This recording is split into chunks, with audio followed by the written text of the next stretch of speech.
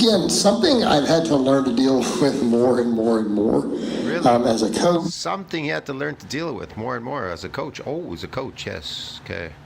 Both as a lifter, I've even had times when I promoted. As a lifter? Oh, I had no clue. You're a lifter, dude? Oh, okay, man. I didn't know.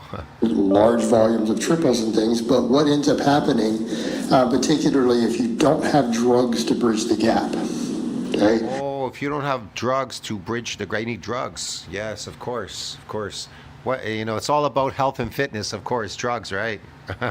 You don't have everything perfect in your lifestyle, even that will start to beat you up. So when we say these things, it doesn't mean we can't lift really, really heavy. And heavy being relative. Why would you want to lift something really, really, really heavy? Why would you want to do that unless it felt really, really light? What if you lift something? What if you practice that lifting, right? And then you get to a certain weight and now it feels kind of light. Like you're doing a 500-pound squat. Used to be like really heavy, but you worked your way up to it. Now it's really light. But why would you want to lift something really, really heavy without working your way up to it? That doesn't make any sense. See what I mean? You work your way up to lifting something and eventually it just feels light. Due to motor units, some building contractile proteins, whatever, right? But it would be really stupid to try to lift something really, really heavy and then you bust your spine or fucking wreck your body or bust a muscle or a ligament or tendon. That's just retarded. That makes absolutely zero sense. And keep in mind, this isn't as big of a deal for a more novice lifter. Novice lifter? What do you mean? You just said lift heavy weight. They have to lift something really, really heavy so they could destroy themselves. That's why all the power lifters are dropping off the fucking planet, bro. All the fucking channels are all canceled, and all these guys are dropping off in their 20s. But what happens when you bench over 300? You squat 500, deadlift over 500. I don't know what happens when you try to bench press 300. It falls on your chest and then you bust your chest. What happens if you try to squat 500? You never did it before. You want to go squat a 500-pound weight. Fucking break your kneecaps. That's what's going to fucking happen. So on and so forth. This starts to become... The blah is insane, man. A problem. And particularly a problem as you get older. You have to practice to get better at it. What happens if you try to go skateboarding in this fucking park and you've never skateboarded before and you fly up in the air and you want to do a fucking 360 trick or some shit? You're gonna fucking destroy yourself. You're gonna break your bones and crack your head open. That's what's gonna fucking happen. No, TRT does not fix that. Right? All these dudes out here think that TRT is gonna fix stuff. So you take TRT and then you grab the heaviest weight that you can possibly not lift and try to lift it and kill yourself. Okay. From the doctor is going to fix everything like they were trying. Yeah, that's really smart. Yeah, I want to cripple myself so that I'm fucking the rest of the time. Yeah, sure. That's what happened to Max Strasny. He fucking wrecked his back and then it herniated everything and he was fucked up and he thought he could never lift again because the doctor said, we don't think so, but he was lucky he was young. And then he started lifting anyway. It's crazy, but he practiced. He didn't just go to 500. He practiced with a small weight working his way up. But now he quit. He quit everything. His channel's dead. Fix a lot of things. I can fix all the recovery. So the thing is, trust me, many people quit because it's nonsensical, bro. You're just lifting this heavy weight repetitively over and over and over again. Down, man. Massive benefits to lifting heavy. We get stronger. There's massive benefits to lifting heavy. You're gonna get stronger. You don't get stronger from lifting a really heavy weight. It'll weaken you and you can get injured. That's what can happen. You understand me? But you can practice. You can practice lifting a weight. Lifting weight. You get there, yes. Did you get stronger? Here's the question. If you didn't get fucking bigger, right? If you physically did not get bigger, but you got better at lifting that heavy weight, did you get stronger though? Did you get stronger or did you get better at lifting a fucking weight off the floor? Get it, dude? Answer. right? Better neural drive, all this stuff. But the problem is you can't do that much of it. Better who? Better what? Listen, apes, they don't lift weights, bro. Get it? But they have astronomically high amounts of muscle fibers and whatever. They're fucking super strong, dude. If they had to, they could. I guess, according to science, they could lift a weight, a very heavy weight, and bench whatever. And that's without practice, because they don't have to. Want to know why? Because they're fucking got massive fucking muscles. They're juggernauts. You know, so like, They're actually physiologically super strong. That's why you see some big people, really, really big people, are stronger than smaller people. Get it? They're really big. They got big muscle bellies. They walk around. You see these guys, they're fucking huge and shit. You know, they eat fucking everything but the kitchen sink. And you see them walking around. Man, I seen a guy with calves. They were so big. I thought they were the size of people's waists. Holy shit. So, yeah. There's some people out there with a lot more muscle bellies, I would guess. You know, some people are whatever. Just happens that way. right there, I think at this Law's the exception to the rule, though. part I was doing like a beltless deadlift of 500 for a triple. Stiff bar, yes, I'm aware I can do a lot more with a belt and a deadlift bar. But I can't do endless sets of that, you know, right? I can't do endless sets. If I tried to do 10 sets of that, I'd be buried. I'd be buried. My hands would probably be bleeding. Right, sure. That'd be the end of my workout. I wouldn't want to do anything the next day. Now, that would be an effective workout. But it would beat me up. It would be extremely difficult to recover from with no more real gains than just doing a smaller amount of heavy work and then doing a little bit of other stuff. What gains? What gains? There's no gains, man. What are you talking about? What's he talking about? Right, to get the hypertrophy off the back end. And that's kind You're not getting any hypertrophy. How come Blaha's never hypertrophying? He talks hypertrophy, but he can't display it. Why? I wonder. what I would say is your solutions. You know, if you want to lift really heavy, you know, but with a lot of intensity, you can't do a lot of it. Oh, really? Why is that? Now, the question becomes, do you need to do a lot of it? And I'd say not necessarily. You know, So then why are you doing it? so what I would say was something like a 10 triples program. Keep in mind, those are going to be sub-maximal triples. You know, so even when you do systems like that, you're taking... Dude, powerlifting is for people that want to compete in powerlifting, and it's not useful. Powerlifting, it's not something you can display in public. You can display your body, like in bodybuilding. You're getting bigger, stronger, whatever.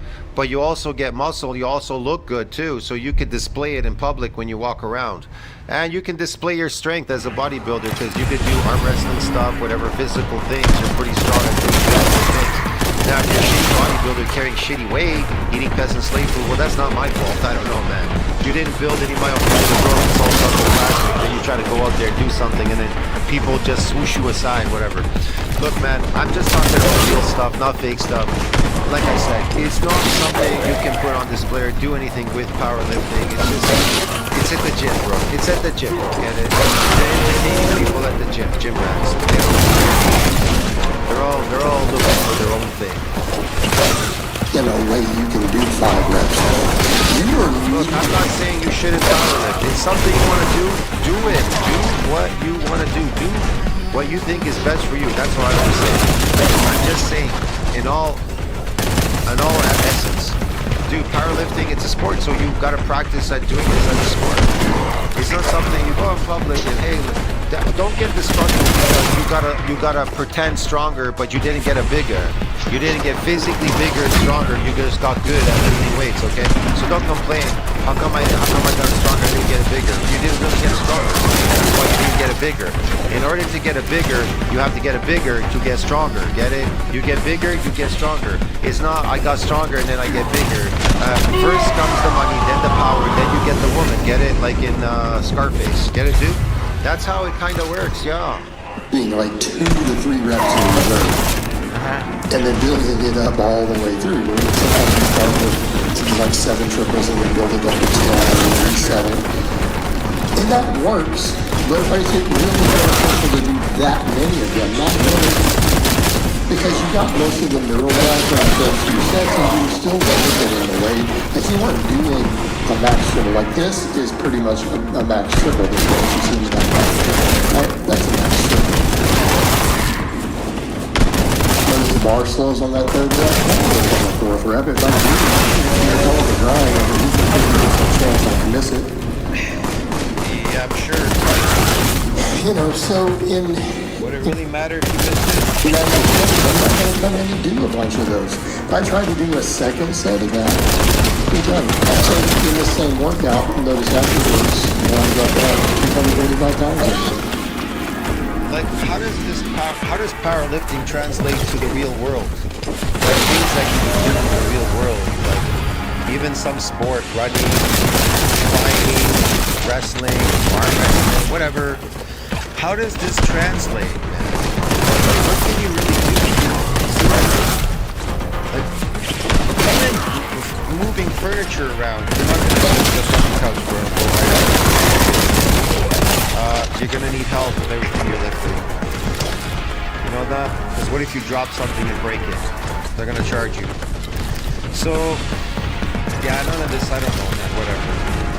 Look, I just think it's the best is to get physically bigger. That's it, bigger, stronger physically.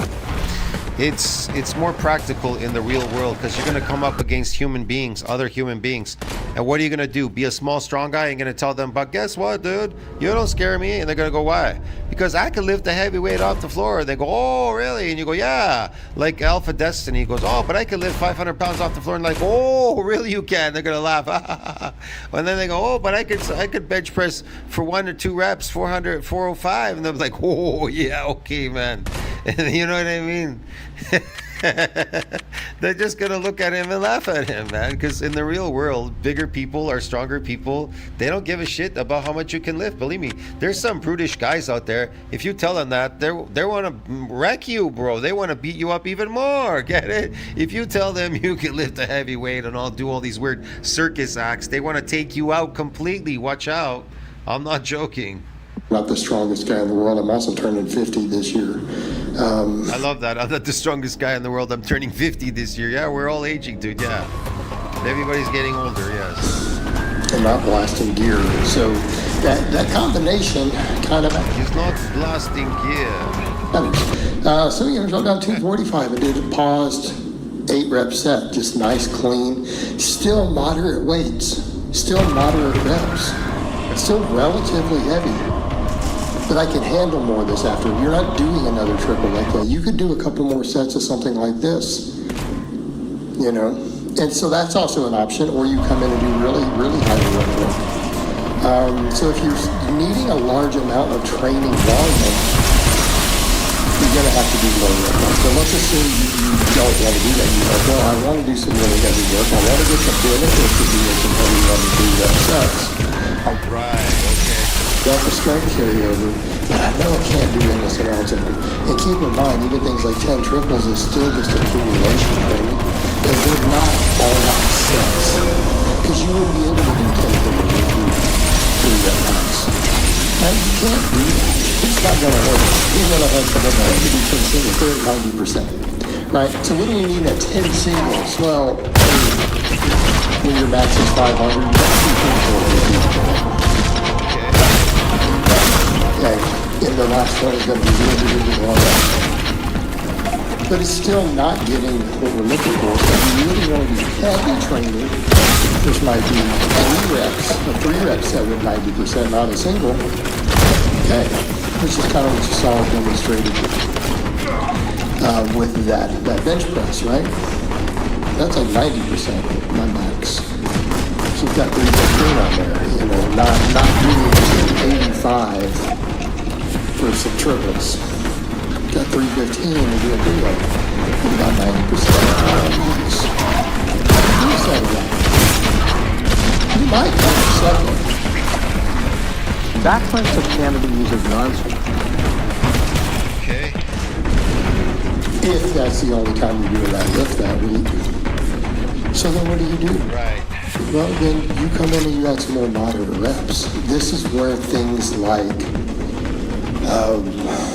you know, your 5, a 5 to 10 rep range, coming heavy, right? For that extra volume that you need for some hypertrophy. But you're still maintaining your weight. Like, so let's say you do most of your work day, and the 5 to 10 rep range, we've already got a lot of the neural drive from the other. But even those 5 to 8 reps, you're still going to have pretty good strength variability to your max strength in the heavier sets. But they're going to give you really To your max strength. I don't know too many powerlifters that can climb a rope or do any calisthenics or just about do anything, man. I don't know, man. This is just useless because this is not based on physiological strength. It's based on you getting better at lifting a weight. But if you want to correlate that with strength, go ahead, man. Look, all humans are good at pressing against gravity because our muscles predominantly have more of the parallel muscles or sarcomeres in parallel for force production, the opposite direction, unlike apes. So yeah, man, I mean, keep doing that. Yeah, push where you're really good at. Keep doing where you're really good at. The whole point of bodybuilding is to get bigger and stronger, to get more of something that we do not have, that we lack. It's called sarcomere in series. ever. Sorry, thing shut off here. So it's called sarcomere in series. That's what you're lacking. That's what you want to get.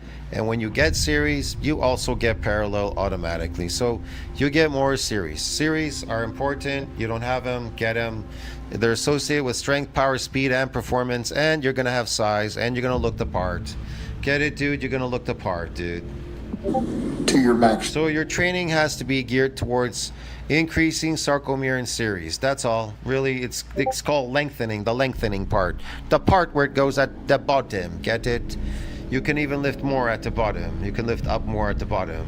Strength in the heavier sets, but they're going to give you really good muscle growth because you're not growing a lot. They're not going to give you any muscle growth. He's lying. From one triple, you're really not. They don't. But a triple followed by Weights don't grow muscles. 2 sets of 6 to 10 hard sets close to failure. Weights can damage muscles. You can get hypoxia, and they damage muscles. They micro damage muscles, or they can injure you. Either one of those, bro. Get it? That's about it. That's all weights can do. Then your body will decide whether it adapts by increasing the sarcomeres in series, depending on how much you work that muscle to adapt to increasing the series. If you didn't put in the work, then your body is going to say, guess what, bro? We don't need to build any series because you didn't really give us the option to adapt, an adaptation, to create an adaptation in sarcomere in series. Get it? To increase the series and parallel at the same time, because you are pulling on the weight. Even if you're doing partial or full range of motion, you are still pulling on the weight and you're still lowering the weight. So it has to increase both ways. There's an adaptation process because muscles have a memory. They have memory, blah blah blah blah blah. Get it? Whatever. Right? The rep in reserve. Now that's a winning combination. Sure. And then people say, well, what if I need way more volume? Well, then you think about it. If I could lift more, right, eccentrically at the bottom, pulling up, but only at an isometric stop, but I can't bring it for a full range of motion. Why? Because it's so heavy, I just can't make it to the top. But as long as I can pull it at the bottom, really, really, really heavy, super, super heavy, partially up, that's enough. That's already concentric. You're lifting something heavier than you could for a full range of motion. That's why it's more optimal lifting eccentrically, because you could lift more. See what I mean?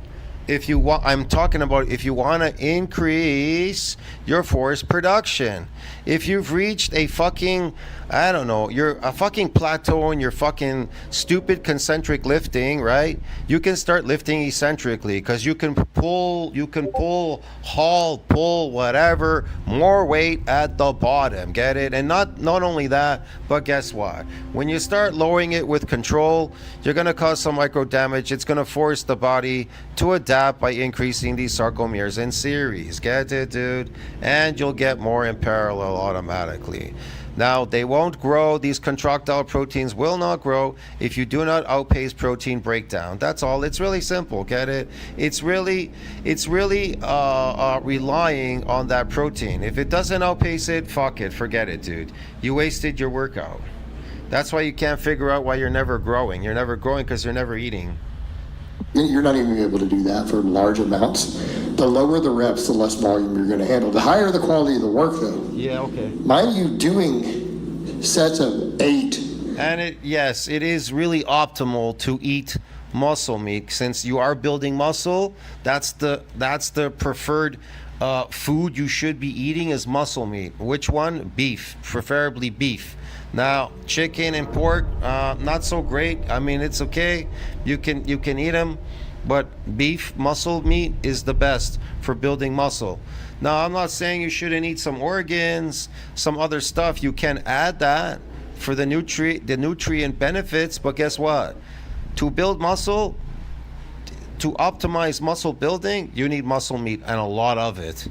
And beef is probably your best bet, or bison. With 1 rep in reserve is a tremendous amount of muscle growth, and it's good strength carryover. But even No, it's not. There's no tremendous muscle growth, and it's not a carryover. He's lying. then, you're not handling a lot of it. No. And stuff starts to turn into junk volume. So what I would say for anything beyond that, let's Exercise does not build muscles. say someone's going, well, I do have some stuff I really want to do. Law says damage doesn't build muscles. Damage doesn't build muscles. Damage damages muscles. And guess what it does? Your body has to adapt by increasing something in there. Get it?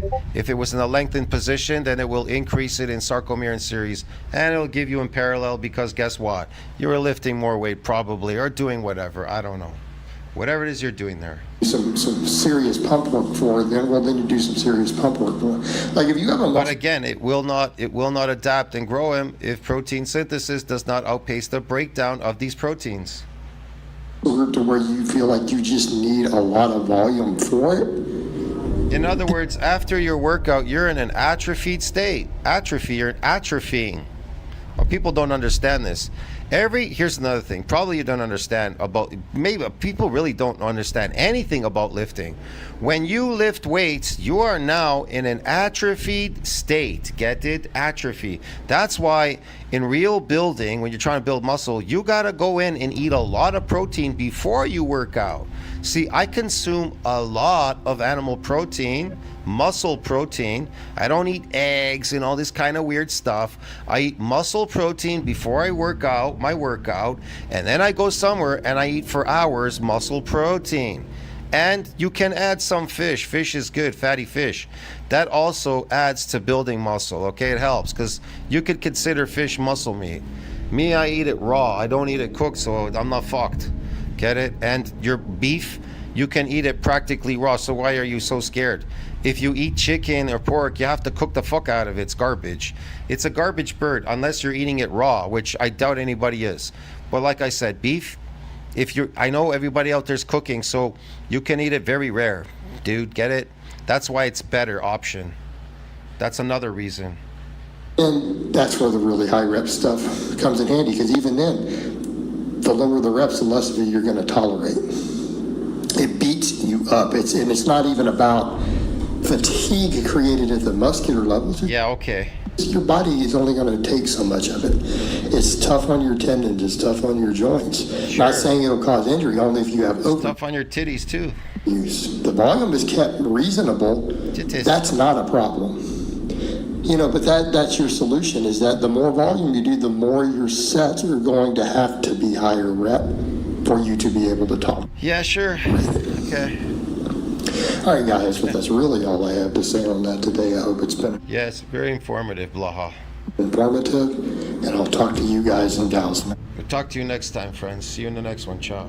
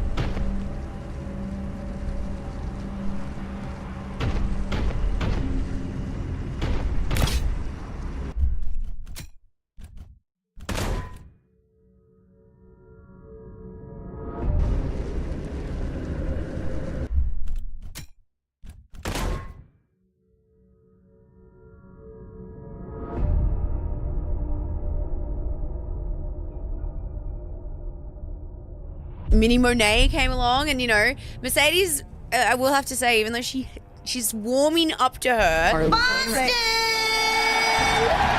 hello to your CEO! I already said that. I probably would say Tony Storm. Is getting a wrestling contract how I imagine it? It's all very official, Of course, when I got it, I was like, yeah, right away. Yes, absolutely. For Harley Cameron, full-on time. Takes down the round. Harley Cameron. I remember being too scared to take a front bump. Keep it going, yeah. When I moved here at the time, I had no idea what I was going to do. I couldn't work. I left my career. I didn't have any company interested in me, so scared of me. I would say Tony is literally the most kind, approachable, wonderful boss. Was there a moment for you that you really felt like won the audience over? When I started having matches and people were like cheering my feel the wrath. What's the best part of being Harley Cameron? Oh, gosh, that's a loaded question to start. The best part? You know what? I will say I do like being myself and like not like worrying too much about like not having to be silly. You know what I mean? You seem like you're you. Yeah. It's funny. Like I would say a lot of people would say that I think what you see on TV is like 1,000. Yeah, just like an amped up version of myself. Really. Did you ever think that you'd be able to bring all these different traits of your actual personality into what you're doing now in wrestling? I had no idea that I could do any of this really when I started wrestling. I definitely was, when I first started, really thinking about who I could be in the world of wrestling, I think overthinking it in a big way. And it wasn't until that I had complete freedom and it was on my own that it kind of organically just like allowed me to do the things I did externally. So it was cool to be like, oh shit, I can do the things that I like and bring it into this world, Let's go back to the beginning. Yeah. What was your first impression when you were running the ropes, you're taking bumps? Was that something that you thought you wanted to do? Yeah, so I mean, to be honest, when I started, I was thinking, oh, I can do this, it's going to be great. And I still remember my first day in wrestling school, which is at Flatbacks Wrestling in Orlando. Shout out Breeze and Spears. I remember being scared to take a front bump. And they were kind of looking at me like, and I was like, but my chest is so gigantic, it's going to hurt. And for the first week, I was like, I don't think I can do the front bumps, guys. Like, That's just going to be my thing. literally, and then I look back at how embarrassing that is, but that's how timid I was when I first started, and I had a rude awakening. I thought, shit, I don't think I can do this. Yeah, so I definitely went in with high hopes and then lost my confidence very quickly, and then, just kind of had to just push myself out of the What was that drive home? Were you tired? Were you, I really need to push through this? Yeah, it was a different kind of, anyone that's done it, can tell you it's just so, some of them schools in my life, I'm a dancer, I'm a bodybuilding, a lot of stuff, I played soccer for 10 years, and nothing compares to be athleticism is insane, and I definitely went home and was just shocked, but excited wanting to do it, but I definitely was it's the hustle. When did you really start getting angry? I remember, so Flatbacks has an 8-week fundamentals course, and I was very far behind by the time the 8 weeks was done compared to a lot of the people.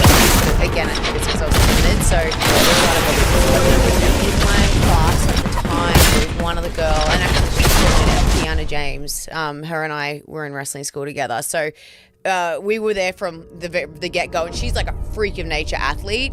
She was a former gymnast. So I definitely was I suck compared to her because, she was backflipping and doing crazy stuff. And I was like, well, I can't do a front bump, So doing it with her, I was like, I suck. But, she's also just incredible. And it took me a little bit longer to pick it up than she did, that's for sure. Is there something that you learned in training that you really just fell in love with? Was it getting on the top of the ropes? Was it really figuring out the chemistry with your partner? The most satisfying feeling was getting to a point of comfortability where it became fun. There was when I was learning, there was a lot of frustration and I look back and I would leave class feeling defeated a lot. And even at the very beginning, I used to get quite worked up, and go home sometimes crying, thinking I can't do it. And then eventually when my confidence came and the reps came and I just was training, I started to have fun. you know, and it was like just a thrill like you can't compare or explain. And, you know, it's why I love it now, and it's why I'm so obsessed with it, is there's nothing in the world like that feeling. So when it became fun was like this nice accomplishment feeling, you know. Did you watch a lot as a kid? I did when I was younger with I've got a lot of siblings, but I have one little brother, and he and I kind of grew up together, and we would watch. We lived in like this tiny little country town, and I still have like memories of us like pretending like to wrestle in the living room, and he'd always pretend to be the Undertaker. And so yeah, definitely grew up watching it. And then, you know, you get in your teenage years, and for me, I grew out of watching it in those years, and it wasn't until I came back to America that I kind of like fell in love with it again. Yeah, so you came to America on a visa, or you didn't have the visa? No, I came to America with nothing. So I couldn't even work here. I literally came here with a hope and a dream. I was like, I just want to get to America and I'll figure it out. So when I moved here at the time, I had no idea what I was going to do. I couldn't work. I left my career. I didn't have any company interested in me to get a visa, but I knew if I came here that like I'd be in the land of the possibilities, you know? So I came here, and the first thing I ever did actually was the hotel where I was staying at, there was like a brochure for a rock show. And I went into the rock show, and it was an impersonation show. And I went in there and I just said to them, hey, I want to perform here. And they were like, it's an impersonation show. Who do you impersonate? And I was like, Christina Aguilera and Lady Gaga. And they were like, oh, okay, like you can audition. And I was like, shit. And I went to Spirit Halloween, bought a costume. They had a piano and stuff, and I went and just did some Gaga songs. And they were like, yeah, sure, you can start like this week. And then I was like, well, you can't pay me. That's the thing, because I can't work legally, but I can volunteer. And they were like, hell yeah. So I just like dove into that, and I was a Lady Gaga impersonator randomly for the beginning of my time in America. So are you just living off your savings being here? Mm-hmm. Yeah. So, and then it became like the journey of how do I make this work, you know, because it's really not hard to get a job in America, like when you're a foreigner. Like you have to have someone like be a petitioner when you get a visa. So they basically have to like decide, okay, we're going to invest in you and we're going to like give you employment. So like my journey here was pretty difficult at the beginning, you know. What was the American dream like as an Australian? It's honestly like it is everything that it sounds like, and I say that in the way of growing up in Australia, you always want like these big amazing things to happen, and we watch movies, and it seems so surreal because everything's so big and different here. It's like I can't explain it. Like Australia's really small compared to here in so many ways, and it just feels like I'm living in a movie still. Yeah. Really? Yeah, definitely. What was the biggest culture shock coming here? This sounds so weird, but like one of the biggest things that made me fall in love with America is like I remember going to like a sporting game. I can't remember what it was. I think it was basketball or something. And I remember you guys singing the national anthem, and everyone was like so proud, and like just like the energy was like electric. And in Australia, growing up, and most Aussies will tell you this, you know, when we have to sing the anthem, everyone's like, oh, Australia, and it's not like a thing people enjoy.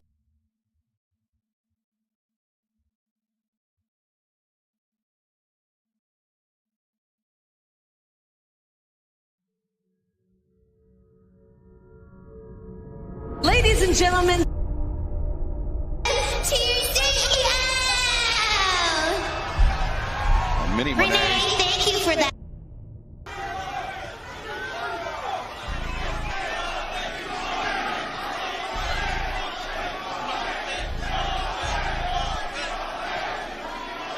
Harley, you are so pathetic. Wasn't it just a couple weeks ago you were begging me to be your tag team partner? Now you're out here disrespecting me, laughing at me? It's gonna go down as one of the greatest accomplishments in professional wrestling history. So if you wanna laugh at something, Harley, laugh at this. Oh, come on. Oh, that's not time. Mini Monet. No. Oh. Oh, no. And Mercedes not. Wait, what? Is it? Oh! Is it? It is! It's Chris Statlander! Sending the CEO face first into the cake, and now through the table! How embarrassing for 12 belt Sadie's that upstage Chris Statlander after she defeated Timeless Tony. My darling, I Can't get enough of your love. Woo! And I don't know why.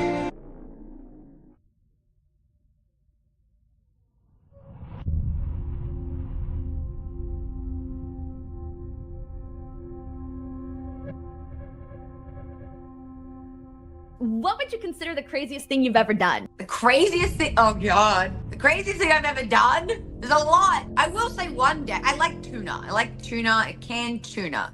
I was younger and I sat down and pulled a can of tuna out, a big hefty one, mind you, about the size of my head. And I sat and I ate it and I ate it and I ate it and it was delicious. And I thought, and then I was like, this is a bit odd. It tastes like salmon. Because you know, sometimes salmon has little grainy nut stuff in it. And anyway, I was sitting there eating it, chowing down. And my mom walked out and looked at me like this. And then I was like looking at her back like, what? What is wrong? And she spun it around and it was a can of cat food. No. Well, I know, but you know what?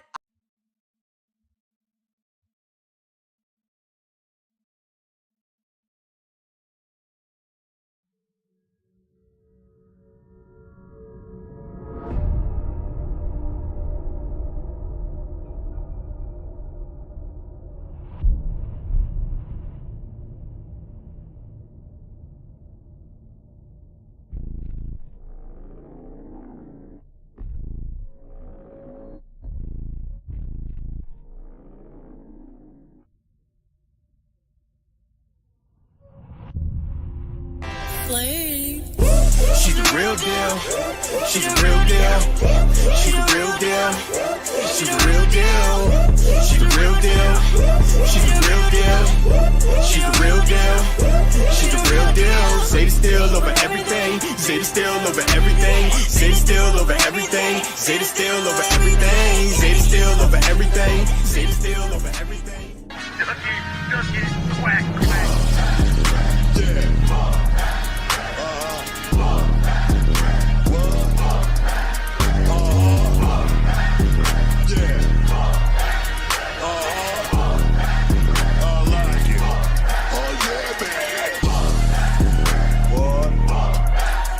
Yeah.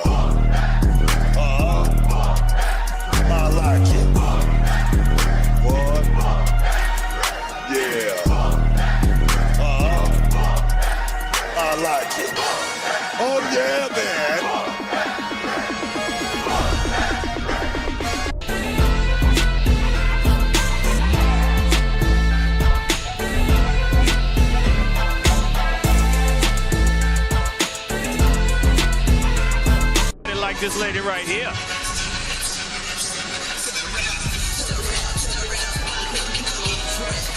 Her opponent, wrestling from straight out of your mother's kitchen, she is the Ring of Honor.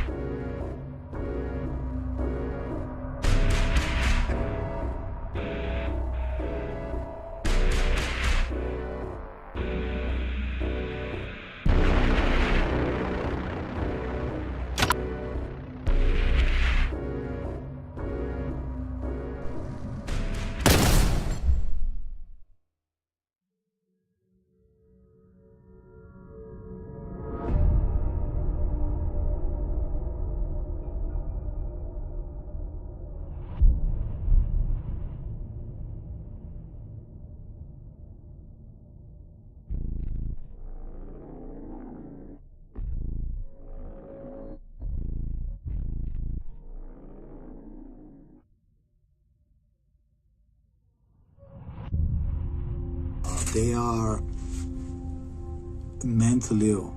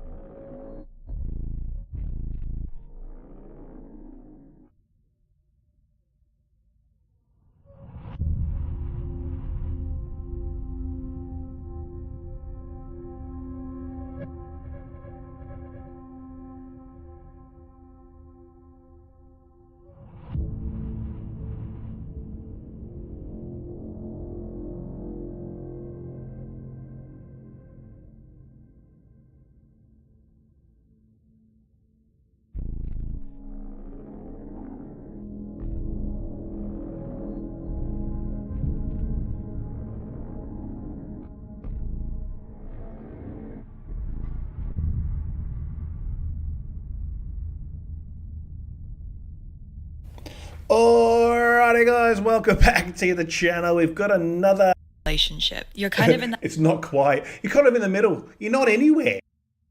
The worth is not actually, that's not zero, it's sex. That's it. Now, why are some of the reasons a guy will put a chick in a slurry bucket?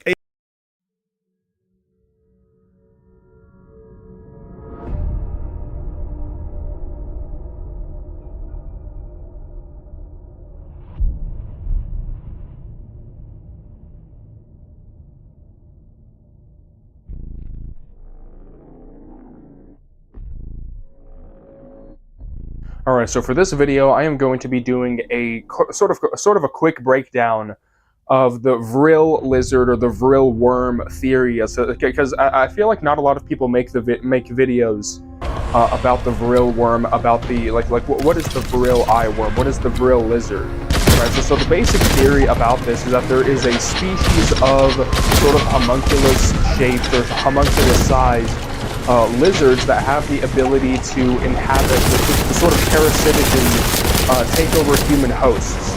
And the way that the vril lizards do this is they do this through a proboscis or a proboscis. I have no idea how to pronounce it. I'm gonna say proboscis.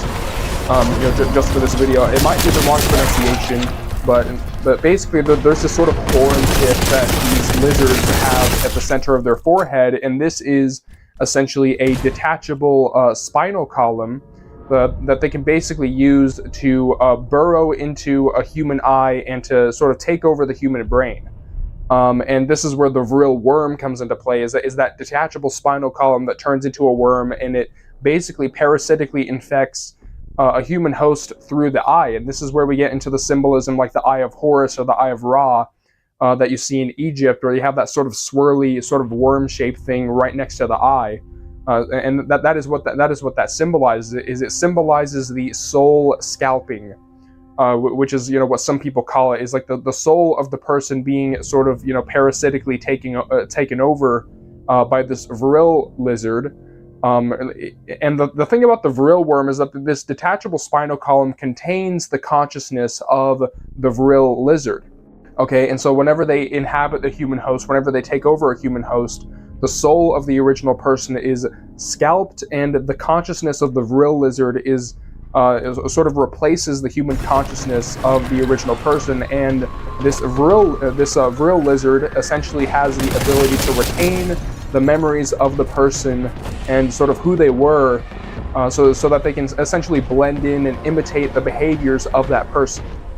Okay, and this soul scalping rituals is kind of interesting because if you look into things like the Black Eye Club, if you look at why is it that like all of these famous people, all of these powerful people have this sort of big bruise on their left eye.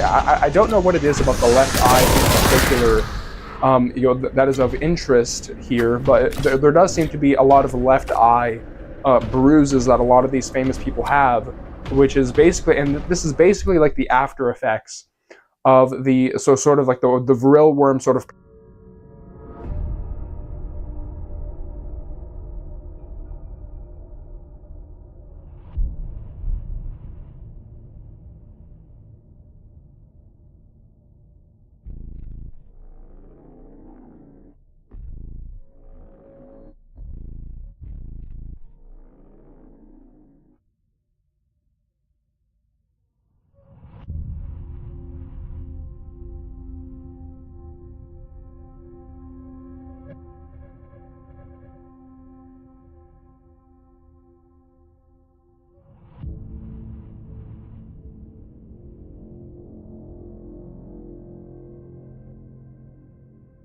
parasitically hosting, inside of the human brain. It is essentially there's that immediate after effect of like a giant bruise that these people get in their left eye. And yet again, I have no idea what it is about the left eye in particular that seems to be, that these vril sort of worms seem to be attracted to. But if you look at, celebrities covering one of their eyes, if you look at them, holding up, like a 666 symbol over one eye, that is also one of the things that represents. Is it represents the sort of soul scalping, ritual, and I think they do it with both eyes. I think they cover, one eye, and I think that they just cover one eye as a form of symbolism. I think it can happen to the right or the left, but there does seem to be a thing about the left eye that seems to be prominent in a lot of like the Black Eye Club sort of pictures. But that's basically the basic theory about the vril worm, or like the vril lizard here. And there are a lot of predictive programming or sort of soft disclosure sort of pieces of media that talk about the vril worm. And like the first thing that I want to say is that there is this scene in the sort of animatrix, sort of short animated films that they did along with the Matrix about this guy getting a worm extracted from his eye by Trinity in this sort of animated short film. And this sort of worm creature is very similar to the worm creature that burrows inside of Neo's stomach in the first Matrix film. But except for this guy, it happens inside of his eye instead of his navel or his belly button, basically. So that's the first piece of media that it makes me think of. And the second thing is that in the movie Dark City, the sort of ruling class of like Alien, or the ruling class, or like the Archons in the movie Dark City, are essentially people that have been parasitically infected by an alien race, and there is this like worm creature that is sort of inside of their brain, or inside of their brainstem inside of the movie. And Dark City is a must-watch. I think that if you're interested in this kind of stuff, you should watch Dark City, because there is a lot of stuff that goes into reincarnation, memory wipes. What they do in this city is that they have the ability to control the time in the city. They have the ability to pause time. They have the ability to rearrange the structure of the city using machinery, and they also have the ability to inject false memories into people using syringes. And so there is a lot of interesting stuff, in the movie Dark City. But the main thing that sticks out whenever we're talking about the subject of the vril worm is that it happens to be that the main archons, or the main villains of the movie, who are sort of these black hat men, which is this is also related to like the hat men in sleep paralysis that they sort of symbolize in the movie. But the main thing is that these are people that have been parasitically taken over by these sort of vril worms. And the third piece of sort of a soft disclosure, that I personally see, is that there is this TV show by Guillermo del Toro called The Strain. And one of the main promotional pieces, or one of the main promotional posters that they have for this movie series, is somebody's left eye being burrowed into by a worm. And then that is the strain in the the TV show. It's a strain of like worm virus that turns people into vampires. And one of the interesting things about this is that the way that the vampire race sort of works inside of the series is that whenever a vampire gets too old, or whenever their body starts to decay and deform, what they do is they transfer their consciousness to a new body by essentially vomiting up a bunch of worms to infect a new youthful sort of body. And that's exactly the way that the vril lizard supposedly transfers its consciousness to another person.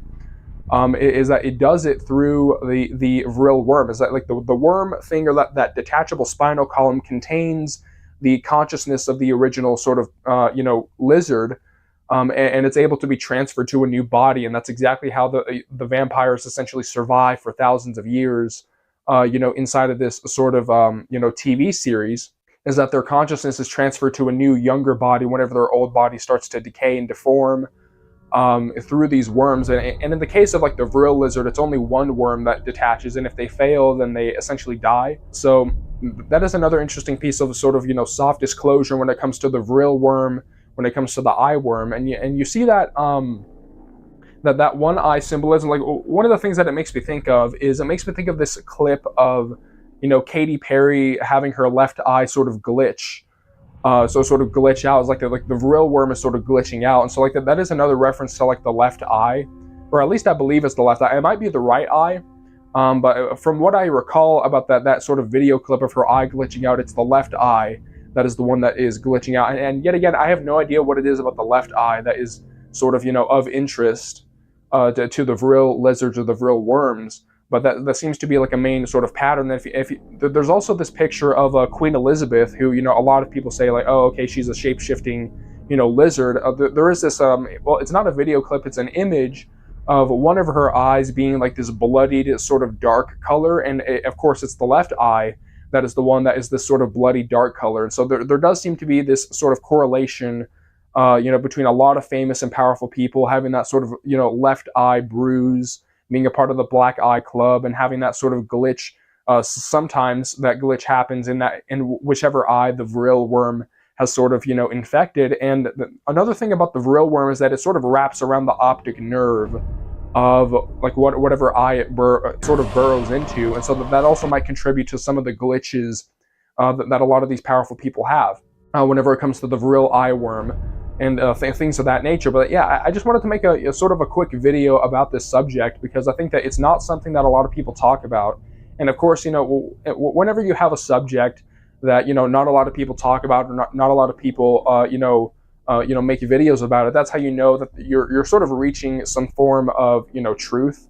Whenever I feel like the system sort of uses the Streisand effect to its advantage. It uses I think there's two kinds of censorship that happen in this realm. There's the loud censorship, and then there's the quiet censorship. The loud censorship is where you get into like controlled opposition using the Streisand effect to people's advantage, where where you have the sort of outward oppression or like outward censorship that people can sort of obviously see, and that's where you create the illusion of controlled opposition and stuff like that. But I think that there is also like a quiet censorship where if people don't talk about it a lot, or if it's something that is it's so deep into the rabbit hole that not a lot of people even know about it, I think that that's a sign that you're sort of getting somewhere. And the vril worm is something that not a lot of people make videos about it, not a lot of people talk about it. So I just wanted to touch upon this subject, as sort of like a debrief for people, sort of like a debrief for people who don't, or sort of like, what the hell is a vril lizard? What the hell is a vril worm?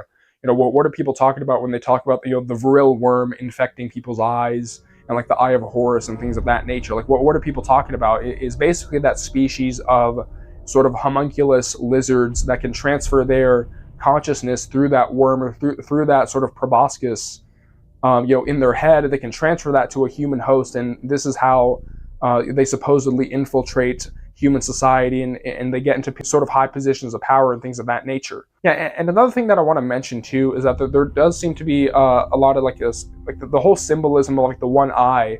So it seems to be also sort of loosely depicted in this anime that I remember watching in middle school called Tokyo Ghoul, right? Like the main character essentially gets like organ transplanted from a ghoul, but like the ghouls in this world are cannibalistic creatures that they have to eat human flesh, and they have like superhuman abilities and things of this nature, right? But I do think that there is a lot of like first of all, there's the one eye symbolism where like whenever the main character Kaneki becomes a ghoul, he gets that sort of black eye, which is very similar to Queen Elizabeth's that sort of eye being sort of glitched out, or being that bloodied color or that black color.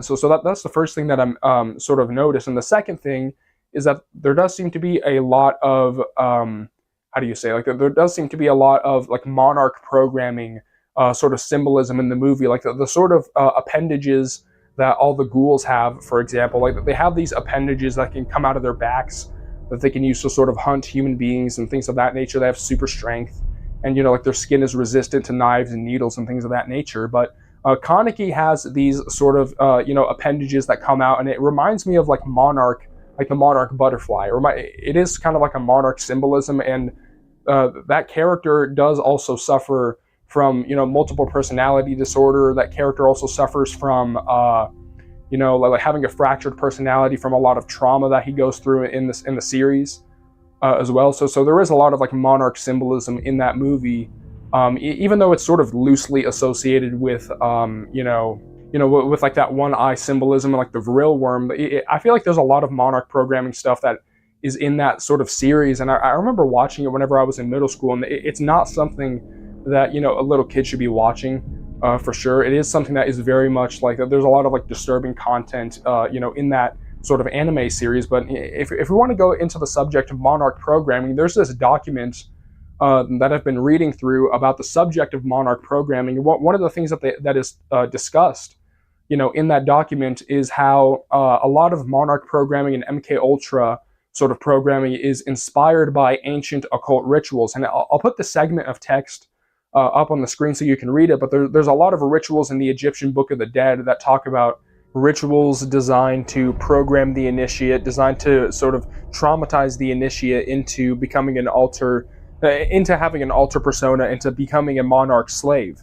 And the reason why I bring this up, the reason why I bring up, ancient occult rituals being involved in monarch programming and monarch mind control, is that I had a dream a few nights ago about the symbolism of Christian baptism. And one of the interesting things about this is that in this dream, or first of all, one of the tactics of monarch programming, one of the tactics that they use in order to traumatize the victim is that they use near drowning. What they do as a method of creating trauma in the victim is that they almost drown the victim to death as a way of creating the trauma and creating the alter persona. And so in this dream that I had about Christian baptism, one of the interesting things is that the baptism was sort of framed as a monarch mind control ritual, where whenever the person is put into the water or into the river, they're almost drowned to death. And then whenever they come up out of the water, they're born again with a new alter persona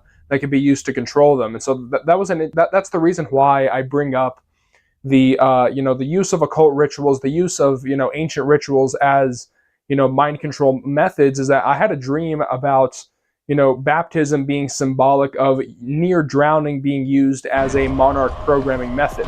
Okay, but if we go back to the subject of the grill lizard, if we go back to the subject of the grill worm, it really does seem to be that in that anime series Tokyo Ghoul, it does seem to be that there is that one eye symbolism. Whenever the main character becomes that cannibalistic ghoul species, his left eye turns into that black sort of blood color in the series. And if we go into go back to like the soul scalping ritual, like a lot of like the famous people, they have like the 666, or like the the OK symbol that they put over the eye. They cover one eye and they have the bruise on their left eye.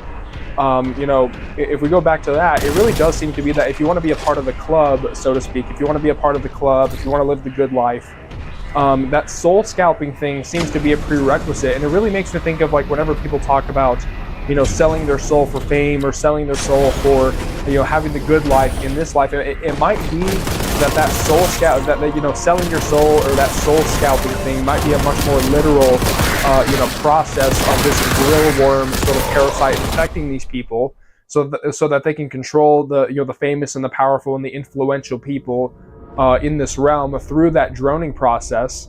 So that does seem to be like a very literal process, and that might be what people are referring to whenever they talk about selling your soul for fame, instead of it being like a metaphorical thing, instead of it being I do think that it also comes in like a spiritual sense, but I think that soul scalping ritual, or that droning process with the vril worm, is a much more literal representation of like selling your soul for fame. So I think that is another element, or that is another thing that you could sort of go into with that. And if you go, there's this image that I'll put up on screen of this guy being restrained in a chair on top of this sort of stepped oval structure inside of a room, and of course there are people in robes sort of surrounding this guy, and there's this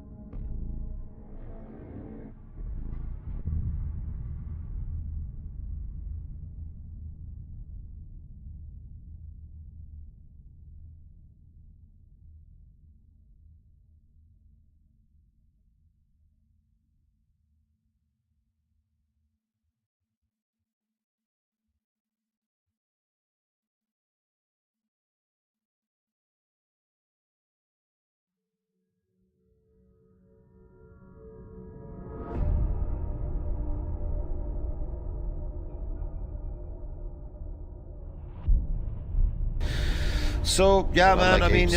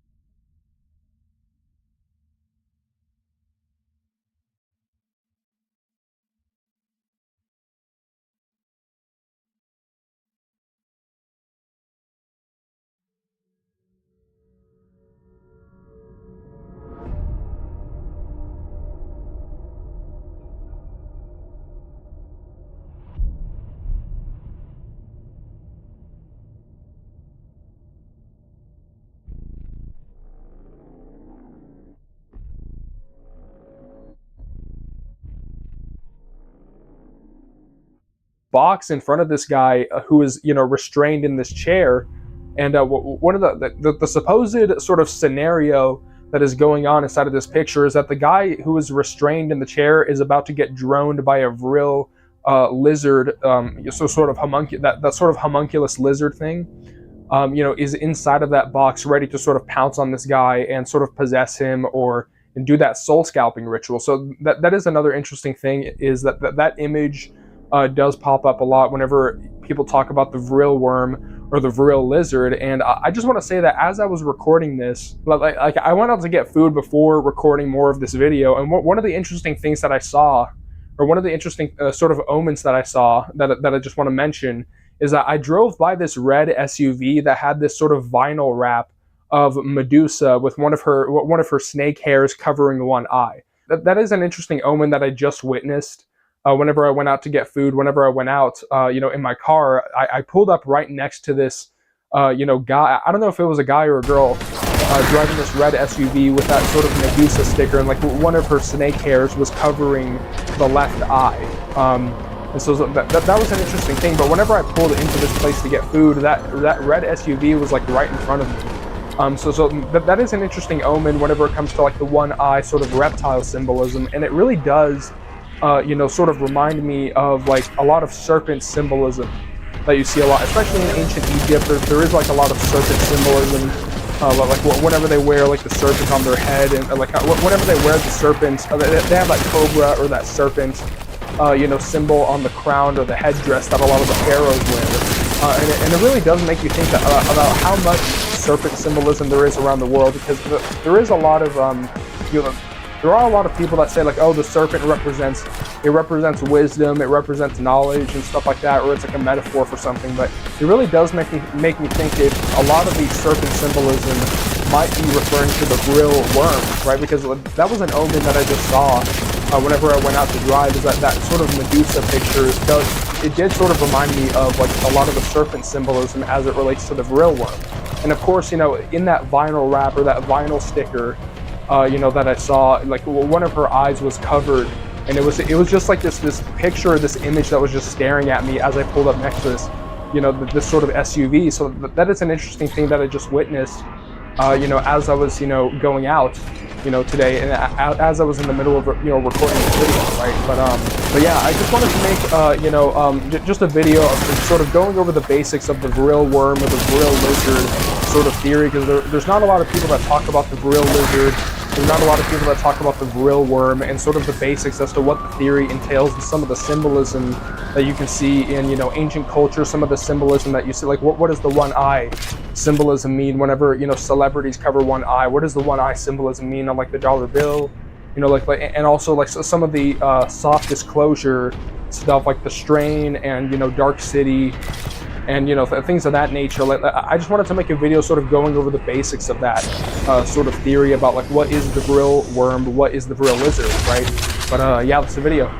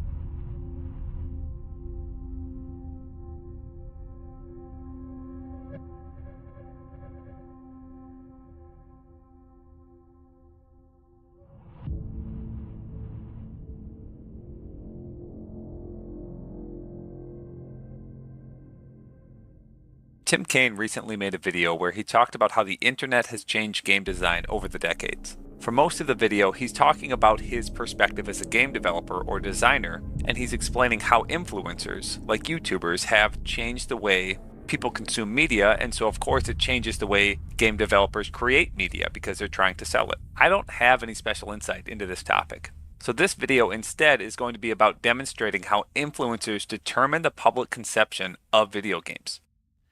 And now we're in the 2020s, and many gamers don't even look to influencers for reviews. They look to influencers to be told how to think about the games. So people don't form opinions from the online video. They're handed an opinion from the online channel they're watching. I believe that people adopt opinions about video games that they never played based on YouTube videos. I know that I've personally done this. It can't be that uncommon. For example, I have a very negative perception of Starfield. I've never bought it, I've never played it, and I've only watched about 5 to 10 minutes of gameplay. This phenomenon is not exclusive to video games, but that's the topic I know a lot about, so that's what I'm going to talk about. We are all pretty easily brainwashed and influenced. I'm going to use video games to demonstrate this. I'm going to go over multiple examples in this video where people, a majority of people, were led to believe something that is provably false. And I don't even think the influencer was trying to convince people of this. It was an accident. People can be convinced that something is true, even though an influencer wasn't actively trying to convince them that it was true. Here, Tim Kaine will explain it again. Just tell me whether I should buy it. Tell me if it's for me. So they find someone they just like, and then that person's opinion becomes their opinion. I have my work cut out. Let's start with some of my own experiences and personal vulnerabilities. This isn't going to be a video where I'm looking down all the other people who are so stupid and unattractive. I'm the smart and original one.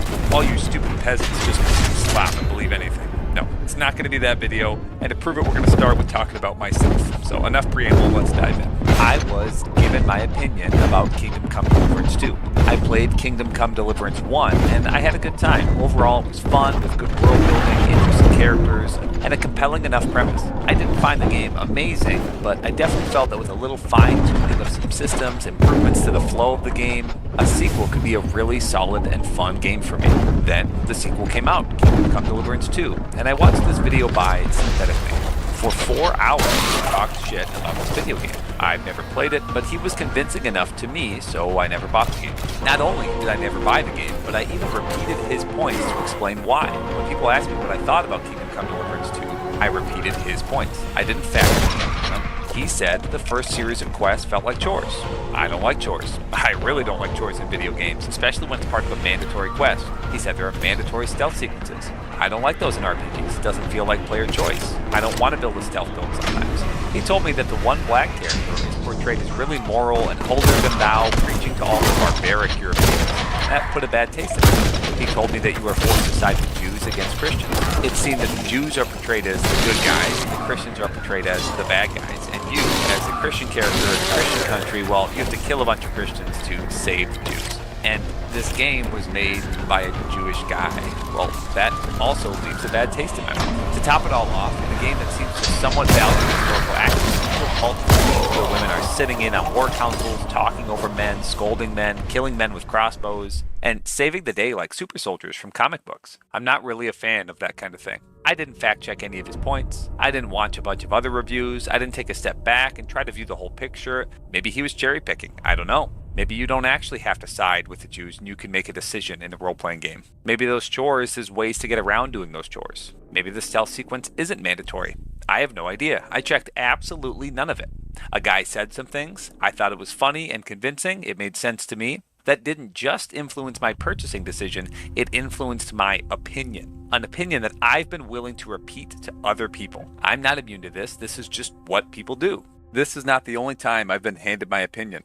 Another great example is Dark Souls 2. I have never played Dark Souls 2, not once. I don't own it, I've never bought it. I have 0 seconds played, but if you asked me 3 years ago, I would tell you that Dark Souls 2 is the worst in the series and overall a bad game. Why?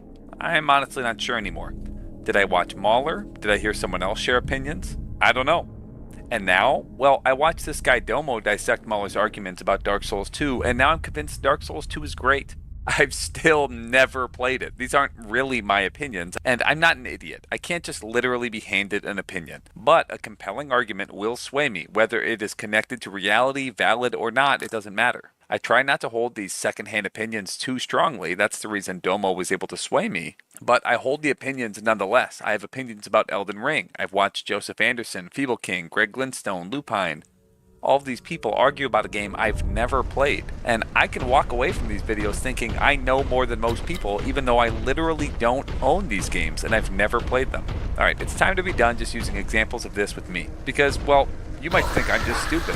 Also, maybe everything all of these creators have said is true. So now we're going to move on to examples of other people saying something that isn't true, but convincing a bunch of other people that it is true. If you watch this channel, this first one will be familiar. Diving into Starfield as a game requires 3 key words that are going to tie this entire analysis together. It's like a magic phrase that really explains everything wrong with this game. No design document. That was a clip from Patrician TV. Pat makes the claim that there was no design document used in Starfield, and this is the main reason Starfield lacks cohesion and has so many problems. He even clarifies. Our design and writing director Emil Pagliarulo stated that there is a design document, but that it is very short, and he believes the game itself is the real design document. Imagine being a designer and being told to go play the game instead of reading a few pages to answer your questions. This is woefully ineffective and can be chaotic on a development process. Pretty much what happened here is Patrician TV is doing a terrible job paraphrasing Emil Pagliarulo. He just said that Emil stated, quote, there is a design document, but it is very short and the game is the real design document. Even though the quote he shows on screen says it's not to say nothing is documented, everything is, but it's not like there's a giant design doc with the whole game outline. This is a god-awful experiment. This isn't always a big deal, but with this one, it caught on fire. This idea that Bethesda never used design documents, it spread like wildfire. Patrician TV did clarify that yes, they used a design document, but I think overall, when you take his whole message together, it's confusing exactly what he means. And the evidence for this, well, let me show you what people started to believe. It is the fact that according to Emil, one of the highest higher-ups at Bethesda, that they don't use a design document when making their games. Or at the very least, they might have a game design document, but it is usually woefully outdated and nowhere near complete, because they prefer to, you know, have the designers play the game themselves and so on and so forth, instead of recording it in documentation. Sometimes what happens is people go too fast, so I'm going to slow this down. Here is what Blaze said on screen. He is claiming that Emil stated that they don't use a design document when making their games, or at a bare minimum, they might have one, but it is usually woefully outdated and nowhere near complete. As if Emil Pagliarulo is going to say, yes, our design documents are woefully outdated and nowhere near complete. Even in this video, Blaze plays Emil's words next. This clip is from the same video, right after that part. We use the iterative process.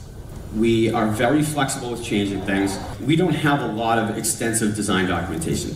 The design docs that we had became outdated very quickly because we knew we needed to get stuff in the game and play it and then change it. We needed to iterate on it. So we would have these extensive 50-page design documents that were completely outdated, and the time it took to maintain those just wasn't worth it.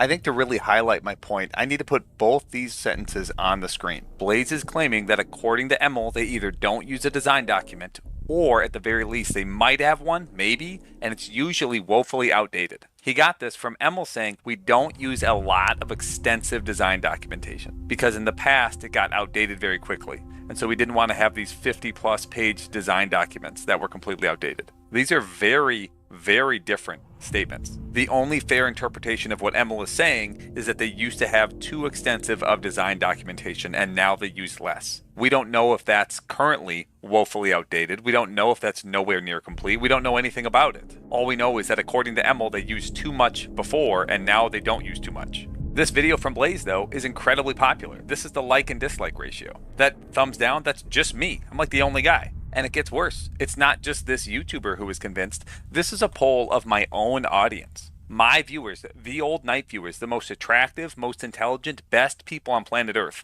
my subscribers. I gave them a poll almost a year ago. I wanted to know, what did my viewers think? Did Bethesda use design documents while making Starfield? Yes or no? Either yes, they used a wiki system but did not use a global design document. A wiki system might not be the best term, it could be something like Confluence. So it makes sense why some people would have said neither of these. Or no, they had no plan and had to use the game for information, meaning no, they did not use any design documents. 45% out of 169 people said no, unironically. I put out this poll more than a year after the Patrician TV Starfield video. That video was old news by this point. In fact, Patrician TV would have voted yes on this poll. I said that Bethesda doesn't use a design document. I clarified in my video when I said this that they had smaller, more decentralized documentation. But that is no replacement for a centralized vision. That's the crazy part to me. Even he, the person who seems to have originated this point, or one of the main originators, spread misinformation unintentionally. It's not something that he believes, he just wasn't clear enough. And so now a ton of people believe that they know something about this game or these developers that they don't actually know. They actually believe that Bethesda used no design document whatsoever, even though Patrician TV is right here clarifying they use smaller, decentralized design documentation, which is a completely different thing than Blaze is saying. And it's a completely different thing that the people in my poll are saying. A ton of people just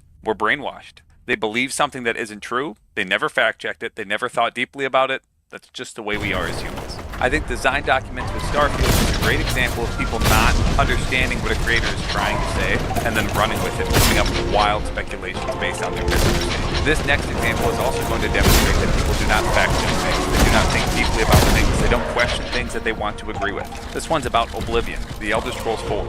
I know a lot about this topic, and so it was really easy for me to find out or notice when other people who talk about this game make mistakes. Because of that, all I have to do is watch a 10 or 20 minute clip of anybody's video about this, and I find parts where they just mess up. And by mess up, I mean get things wrong, say things that are not true to further their point, their opinion. I like picking up Patrician TV, so we'll start with him. Ideally, if your system is set up right, the footage of someone playing as an unskilled weapon user should differ from the footage of someone playing as a master in that skill, right? Clip 1.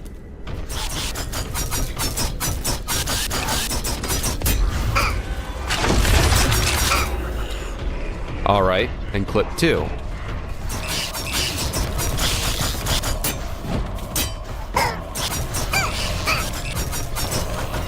Now, tell me, which one was the master clip and which one was the apprentice clip? Same enemy, same difficulty. The first clip is skill level 5, the second clip is skill level 100, and yet they are practically identical. Because unlike in Morrowind, there is no progression in field of combat, only in the raw numbers of damage you do. I have already talked about this concept. And the purpose of this video is not to rub Patrician TV's nose in his mistake. The fact is, this video came out in 2021, and it was not until I talked about it and demonstrated that it was not correct about a year ago in 2025 that anyone realized this was a mistake. People took his word for it because he's articulate, he's charming, he sounds intelligent. So people believed about Oblivion that combat at level 1 must feel the same as combat at level 20 or 30. Combat at level 1 is the same as combat at level 20. And that was the point of my combat comparison. You can't really tell what level my character is just by watching the footage on screen, like you could in Morrowind, because it all looks and feels the same. The reason I've shown all of his arguments first is because I want you to stop and think for a moment before I demonstrate why he is objectively wrong. I want you to stop and reflect on what is your opinion right now. After hearing his words, seeing his test, what do you think of the Oblivion combat system? Do you think it's going to look and feel the same at level 1 as it does at level 20? Do you think increasing your blade skill from 5 to 100 or getting a better weapon is going to make your character feel any different except for damage done? I know that if I had not played Oblivion in a long time, or maybe I'd only played the remaster recently, because this is true in the remaster, maybe I would think this guy is completely correct. In fact, almost everyone agreed with him and thinks he's completely correct until I came in and showed that he's wrong. It is really easy to fall into this trap. And again, I'm not trying to insult anyone. I fall into this trap. I have opinions about Dark Souls 2, Kingdom Come Deliverance 2, Starfield. I've never played those games. I have opinions about Avowed. I've never touched it. 0 seconds playtime. You get to be deceived every now and then. It's fine. It's a video game. It's not the end of the world.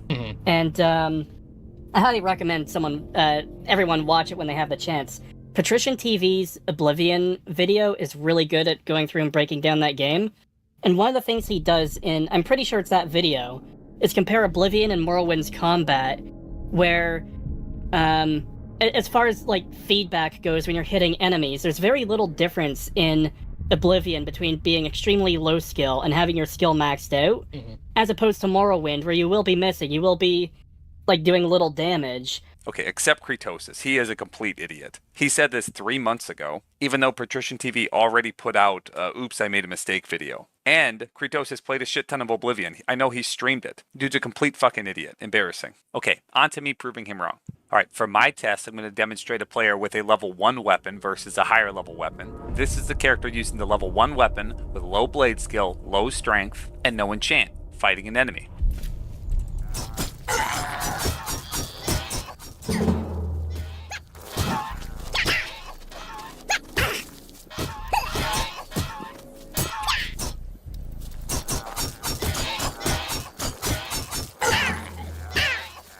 So I had set my health to 10,000 to make sure I wouldn't die, but basically you can see I'm not doing any damage.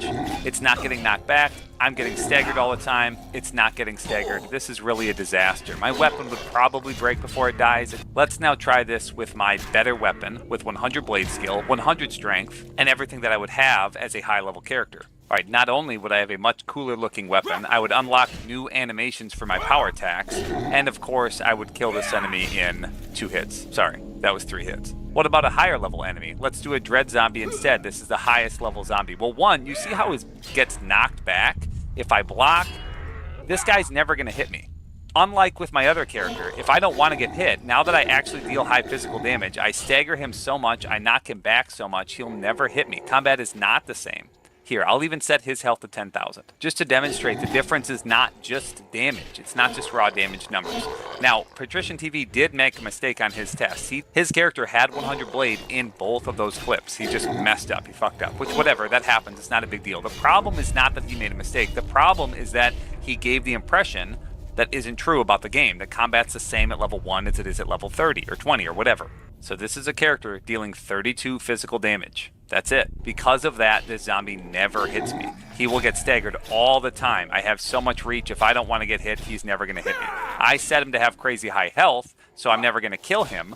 But if I don't want to get hit, he's never going to hit me. I also have animations that I can't do on my other character. These just don't exist on a character with low blade skill. You just can't do that. Let me demonstrate again what happens on that low blade skill character. So this character with low blade skill only deals 2 damage instead of 32. I don't need to set his health to 10,000 anymore because I'm just never going to actually kill him. But now you see how he doesn't get staggered. I don't really knock him back anymore. I also am going to get staggered all the time. So not only do I do way less damage, I get staggered way more frequently. I push enemies back way less. He's not being affected by my swings. You see how my swings barely do anything to him? He just keeps coming at me. In the other clip, when I have high skill, when I do high physical damage, my attacks incapacitate him. The combat doesn't feel the same because there's a lot of background calculations. They're not super obvious. Obviously, having higher block skill will help. Being able to do different types of power attacks helps. If an enemy's charging you, that backwards one is really nice. The fact is, he is objectively wrong when he says that combat is the same at level 1 as it is at level 20. It's just not a true statement. It's not just the raw damage numbers. I think I have to reiterate one more time. In that clip, Patrician TV actually had 100 skill in both tests. Because of this, both clips looked identical, and it gave people the impression that combat is the same. It doesn't just feel the same, it is the same no matter at what point of the game you're at. This is not a trick where I switch the clips or they're both the same skill level. I've kept all the conditions the same. Same enemy, same difficulty. The first clip is skill level 5, the second clip is skill level 100, and yet they are practically identical. Because unlike in Morrowind, there is no progression in feel of combat, only in the raw numbers of damage you do. If you go above and beyond and you fortify fatigue or keep your fatigue really high and get your power attacks down, it's even more different. Obviously, you can enchant your weapon as well, use summons, use poisons, use feather, your character moves faster, you jump higher. Combat feels very, very, very different. But the guy with the deep voice, lots of charisma, he told me it's identical, so of course, people believe it. And even after I've been proven different, it's like Kretosis still going to keep spreading it because they're fucking dumb. With Oblivion, it's very easy for me to just keep going. I've watched a lot of content about Oblivion, and from watching it, every single time the creator just says something that isn't true. Like they just make a mistake and make shit up. Or they're just not being very clear, and because of that, they're not telling the whole truth. But I'll go through a few of these examples a lot faster. I'm not going to spend quite as much time disproving them. You'll just have to take my word for it, because now I'm brainwashed. We'll start with Never Knows Best. And that might explain why Bethesda opted to add quest markers to all of Oblivion's quests, so that players would always know where to go. Meanwhile, outside of combat, all you need to do is follow the quest marker, which will hold the player's hand as it guides them through every step of every quest, leaving no other source of resistance to this experience, as there's nothing for the player to overcome.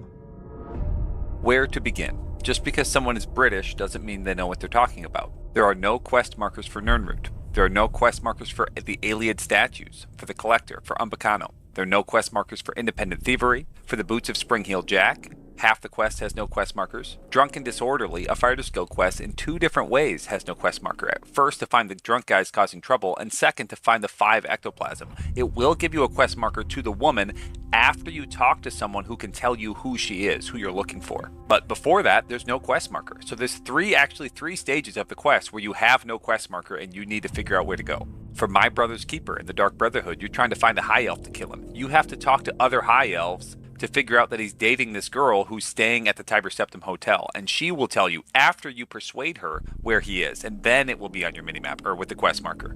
The Pilgrimage for the 9 Divines, there's no quest marker. The Destruction Master Trainer gives you a quest to get 5 bear pelts. There's no quest marker there.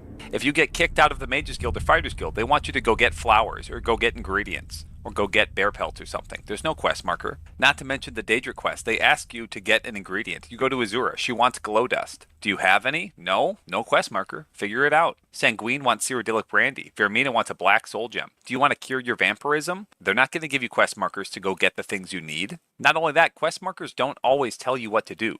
Try to figure out how to get the Mace of Molag Bal. Seriously, the Molag Bal Daedric quest. Try to figure it out on your own without looking anything up. It'll take you a while. You'll have a quest marker to this paladin's or like this holy guy's wife's grave. It won't help you. How are you going to get him to attack you without attacking him? Figure it out. Sometimes, even when you have a quest marker, have you done the Thieves Guild quest for the Arrow of Extrication? You're stealing it from a mage in his tower, and sure, there's a quest marker on the other side of your local map, but it's a difficult to navigate labyrinth. You don't know where you're going. There's a locked door in your way, and you got to figure out a way around it. You want to get through an Oblivion Gate, you're in the caves, you're stuck in those horrible caves, and there's stuff above you, there's stuff below you, there's like 5 different doors out. I hate those caves. I'm always lost in those caves.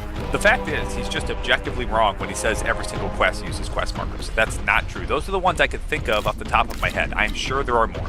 This isn't my opinion, he's just incorrect. A perfectly designed game, in my opinion, would have about 20 to 30% of them not using quest markers. So I think Oblivion's a little heavy-handed with them, but not by much. I like having quest markers. I don't like being lost all the time. I think it is more fun knowing where to go, especially when it's not immersion breaking. Like, let the NPC mark it on my map or put it on my compass, and I'll follow that. Sometimes I like not knowing where to go. Just have to figure that out. That's also fun. Okay, and then the second thing he said, meanwhile, outside of combat, all you need to do is follow the quest marker, which will hold the player's hand as it guides them through every step of every quest, leaving no other sort of resistance to the experience. There is nothing for the player to overcome, except dozens of quests require you to persuade someone, whether it's through speechcraft, bribery, or charm.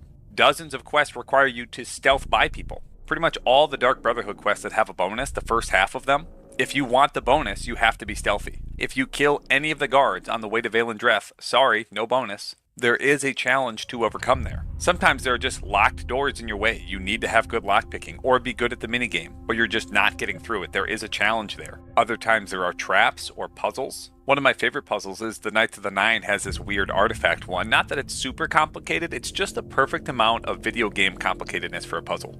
What? No, it's a puzzle. We're doomed. Even an idiot could figure it out, but it might take you a little bit longer. It took me a bit to figure out what was going on. It felt satisfying when I completed it. It wasn't so stupid and silly that I was just like lining up fish with another fish like in Skyrim, but it also wasn't so difficult that I had to sit there for an hour trying to figure it out. It was a good middle ground, in my opinion. Ultimately, my point is Never Knows Best is just wrong here. There are about a dozen quests that don't have quest markers, so he's just wrong. And saying that there is nothing for the player to overcome, there is no resistance except combat, When there are plenty of times you are required to pick a lock or you cannot continue a quest, plenty of times you need to persuade an NPC or you cannot continue a quest, and plenty of times that you need to be stealthy and not seen or you will fail a quest or not be able to continue a quest. How are those not resistance or things to overcome? Other times you need to find a specific ingredient that you are not told where to find it, certainly not with a quest marker. The Fighters Guild lady might tell you the undead ghosts have echo quests, but you need to go find the undead ghosts on your own. Did anyone call out Never Knows Best for this? Probably not. He's British. So when you hear that voice, you're like, whoa, that's sexy, and you just believe it. There's a ton of tiny, small examples of other YouTubers just saying things that aren't true. While these details aren't important, like this one thing not being true is not a big deal, they're always used to further their argument. Like no one's going to say the Oblivion leveling system is bad, and then make mistakes in favor of the Oblivion leveling system. Their mistakes always, without fail, back up their argument. They make their argument sound better. It's because if you already believe something, you're more able and willing to mess up in favor of your own argument, not to double check the facts so much. We'll just power through a couple more examples, just so you know I'm not talking out of my ass. Finally, we have fatigue, and it's completely useless. You can just ignore it. Okay, maybe that isn't 100% accurate, but it's close enough to the truth to be the truth. The damage penalties from ignoring it just aren't enough to justify worrying about it. The most noticeable effect of having low fatigue is not being able to perform power attacks. It just means you have to back off and swing for a few seconds as you recover. Two things. First, having zero fatigue makes you deal half damage. This is obviously a big deal. Dealing half damage is not good. You can fortify your fatigue beyond your 100% value to deal extra damage. This is only true in the original version of the game. We're not talking about the remaster at all in this video. All the videos I have referenced and will reference in this particular video will not be about the remaster. No one is talking about the remaster. This is always about the original game. Second, no matter what my fatigue is, I can always power through. In the original game, you could have zero fatigue and still complete a power attack. That's because every skill increase contributes a half point towards the bonus to the attribute that governs that skill. So, if you leveled up a strength governed skill, those being blade, blunt, and hand-to-hand, only twice in one level, your strength attribute would have a bonus of 1. 4 times, it would have a bonus of 2, but 3 times and it would still have a bonus of 1 because the game rounds down from decimals. This is just completely untrue. Again, there's nothing wrong with making a mistake about the leveling system, but if you're using the specific numbers of the leveling system to argue your opinion that the leveling system is too punishing, well, you better make sure your numbers are correct. You only need a single increase to your skill to get a +2 bonus. So saying that 3 skill increases would still only give you a +1 bonus is way off. And it makes the system seem way more punishing than it actually is. I would argue it's a little bit too punishing and could be fine-tuned just a little bit. But this guy is completely inaccurate. And this video has millions of views, so I'm not just like picking on some nobody. Well, maybe he's a nobody, but this video is huge. So clearly some people have been influenced by it. The Apprentice Stone's abilities are not nearly as wonderful in comparison because of how the regenerate effect works with it. That 100% regen bonus is only active outside of combat. Ugh. How are you even supposed to know that? I guess you aren't. Welcome to being a mage. It only gets more confusing from here. This one kind of made me laugh because it does work in combat and out of combat exactly how you would expect. In Skyrim, you get 1/3 of your normal magical regen in combat. It is, however, additive. So if you already have like plus 400% magical regen, it doesn't double your magical regen. It adds plus 100% more. So it's not important. Point is, this is wrong, and it's just kind of funny hearing these things because I actually don't know a ton about Skyrim, and somebody sent me this video and I just clicked on a random spot and heard that within like 30 minutes. And I was like, really? How are there always mistakes in these videos? And here he is arguing that the way these effects works is convoluted and confusing, and he's got somewhat of a point. I do agree with his overall point about Skyrim, but again, if you're going to argue a point, you can't get big details like that wrong, especially when you use that detail as your supporting evidence for your point. I think the reason he thought this was there was an article in the UESP that claimed this back in like 2015. I found this talk about it. It was fixed though, I thought 10 years ago, so I don't know how he got it in his head. Whatever, not a big deal. That'll be my last Elder Scrolls ones. There's a bunch of other minor ones, like some guy said athletics doesn't do anything except change your fatigue regen, but it makes you move faster. I don't need to keep picking on YouTubers. I'm just trying to highlight the point that YouTubers are human. We make mistakes all the time. And sometimes we are really, really convincing trying to make a point to you, when we get a big detail wrong, and our argument hinges on you believing that incorrect detail. I'm not here to offer you solutions, I just want to point out what is happening. When you watch a YouTube video, we are slightly brainwashing you to get you to agree with our opinions. That's kind of the whole point. And because of that, I obviously have to talk a bit about Fallout, because that's somehow even worse than the Elder Scrolls with misinformation and bullshit. The problem is, I didn't really enjoy any of the Fallout games, so I don't know a ton about the actual details of the games. If I watch somebody talk about Fallout, I'm not going to immediately notice, oh, they're totally wrong here. They said this small detail and I can immediately pick it up. But anytime I hear something weird, I'll Google it and fact check it and just find out I'm being totally bullshitted. Here, let's look at some examples. Bethesda. Even their employees can't help themselves but show bitter resentment towards more beloved games, like that of New Vegas. A lot of feelings about it. I think, I post a lot of Fallout content on my Instagram or on YouTube or what have you, and a lot of, you always get those guys jumping out of the woodwork to be like, New Vegas is the best, Bethesda sucks, and I'm kind of like, okay. I felt a little bit like touchy about it because I was like, well, we made 90% of the art, we built the engine, we did all that stuff, we did it in a very limited window of time, and we put in all this effort, and they got to just work on the stories, right? All that. And so I felt like it's a little unfair that we're being judged on not having the storylines, blah, blah, blah. Wow. Bethesda hates New Vegas. Shocker. That looks pretty damning, right? A Bethesda employee just admitted that they felt bitter about Fallout New Vegas. It looks like officially Bethesda hates Fallout New Vegas. This guy's not surprised by it. I'm only surprised that now we have an employee admitting it. But wait, it seemed like it was edited in a little bit of a weird way. With most of these clips, I've been editing them to cut out fluff or breathing, but that one I left exactly as it is because I wanted you to see it too.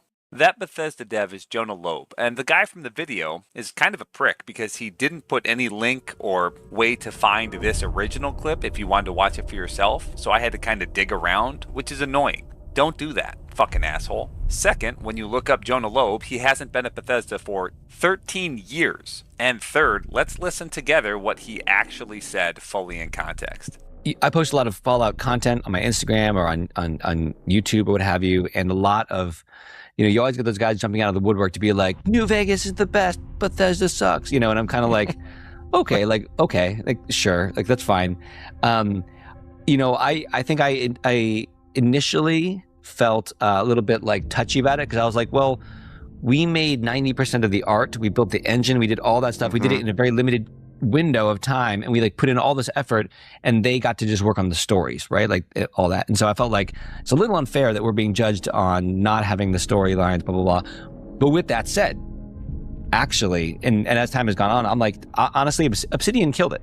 I think they did a beautiful job, and I would love, and it did make me feel a little bit sad that our design team could not envision the kind of, or at least maybe they just didn't have time or bandwidth. They just didn't implement the same scale of really ambitious, huge arc, multi-choices kind of thing. Do you know what I mean? So let's get this straight. This guy opens up and is vulnerable and admits that over a decade ago, he felt jealous and bitter. He doesn't have to admit this. He doesn't feel that way right now. He's admitting that he used to, initially, over 10 years ago, feel jealous and bitter when people would come at him and bitch at him and say that Fallout New Vegas is better than Fallout 3, and he felt jealous. But then, after reflecting on it and thinking about it, he matured and said, you know what? I don't need to be jealous. I can be happy for what I accomplished and appreciate and notice and accept that they killed it. They knocked it out of the park. Obsidian did a great job. They also, and we should also say, they had a limited window of time to work. They were for really, sure. They were very pressed for time, an unfair amount of time, honestly. He doesn't sound very bitter to me. Does that sound like a bitter, resentful, hateful person to you? And this stupid bitch fucking YouTuber instead cuts him out saying initially, ends the clip right before the second part where he clarifies everything, and doesn't leave any link in the video, no description, no information, no way to find that unless you go digging. So you can't do your own fact checking. There's no other way to describe this type of person other than a fucking bitch. Fuck you, man. You're a prick. Suck a dick, fucking loser. Learn how to treat other people. Stupid fucking bitch. I don't like this type of person who lies and schemes about other people, and they make up a narrative and then they find clips and edit it down and cut out context to try and paint someone in the worst light possible because it bolsters their narrative. It's disgusting. It's not human. This type of person is beneath you unless they change their behavior. It is despicable. It is what bug men do. He is a bug man. He's not a real human being yet. Someday he'll get there, though. Hopefully he'll watch this and he'll achieve humanity. The other weird thing about Fallout is in all the comments, people say the weirdest things. I found this comment here.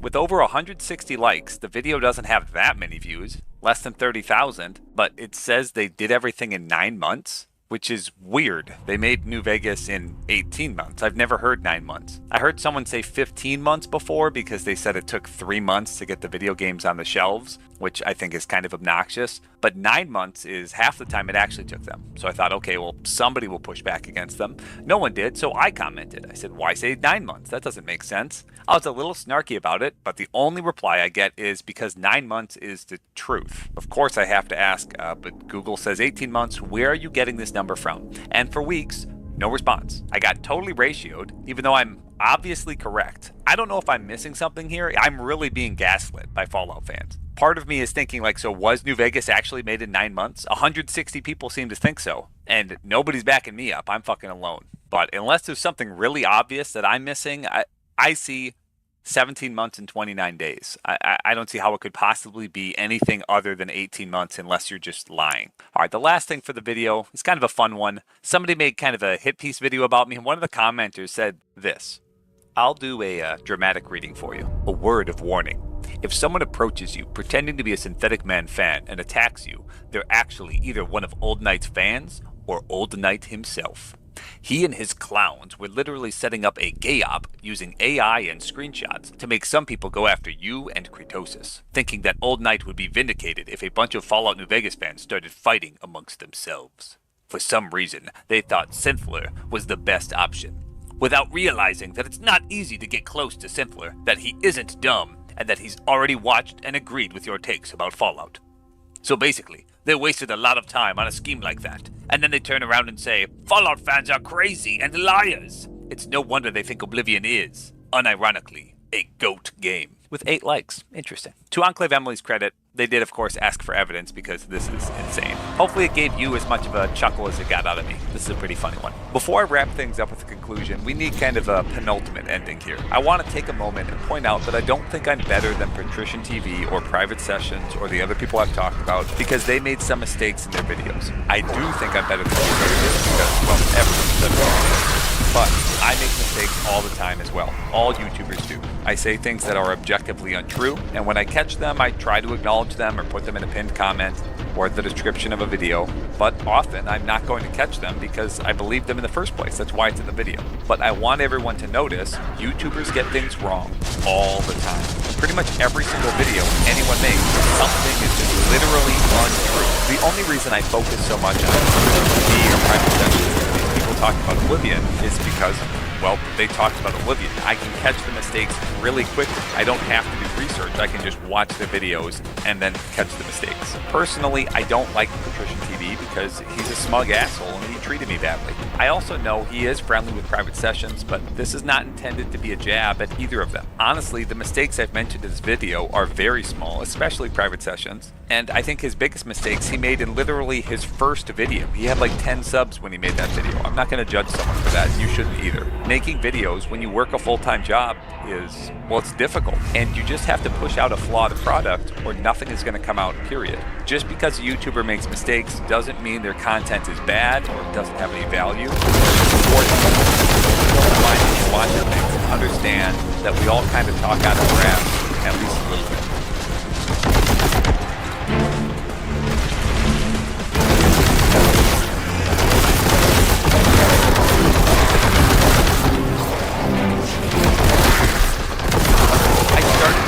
Talking about change because the recent video on influencers got me thinking about my own opinions and how many of us simply accept what people tell us at face value.